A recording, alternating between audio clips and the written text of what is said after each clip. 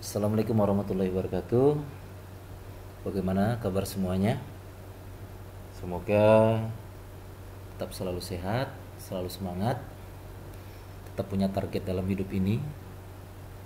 Semoga kita selalu mendapatkan impian yang kita harapkan atau ingin kita cita-citakan. Amin. Baik, kita masuk materi kita untuk minggu ini. Adapun yang perlu kita pelajari setelah kita kemarin kunjungan ke lab dan kita sudah lihat beberapa macam pompa, baik yang tipenya positive displacement pump dan juga non positive displacement pump, dan dia digunakan di mana saja, sudah kita bahas kemarin. Nah, sekarang kita akan coba mengenal tentang pompa sendiri itu apa, penggunaannya di mana, dan komponen-komponennya seperti apa. Baik, langsung saja.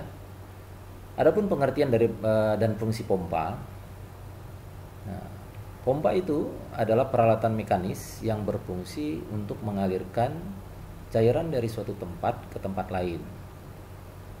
Nah, kalau terlihat dari sini, dari satu tempat ke tempat lain, ibarat dari kondisi daerah suction side ke discharge side. Jadi suction side menuju discharge side, seperti itu.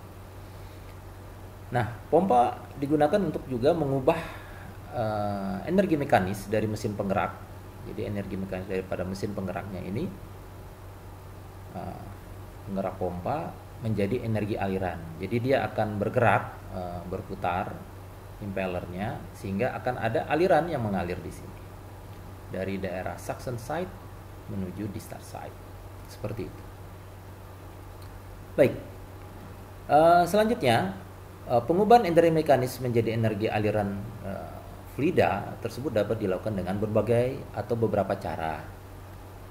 Pertama, itu menggunakan plunger dengan gerakan bolak-balik seperti itu. Jadi dia akan gerakan bolak-balik seperti gerakannya piston. Berikutnya juga ada menggunakan impeller yang berputar.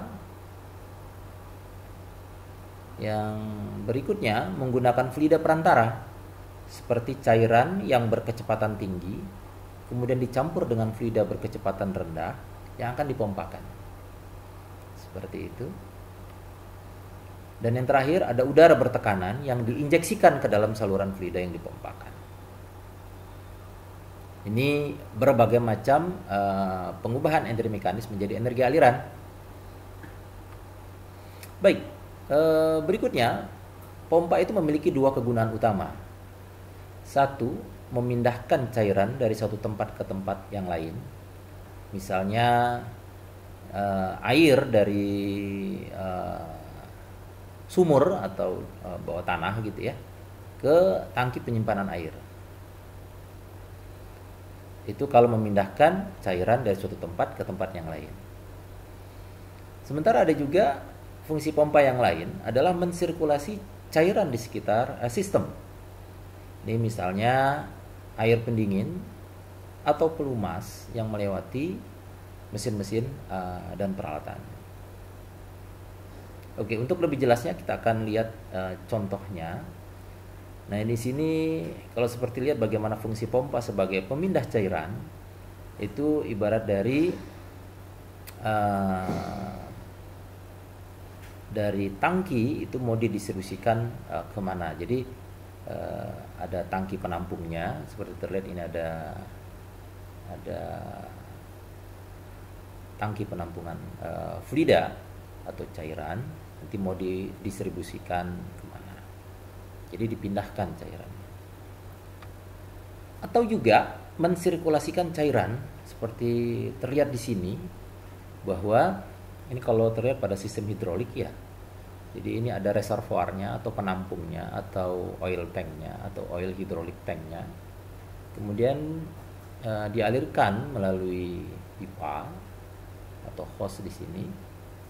Nanti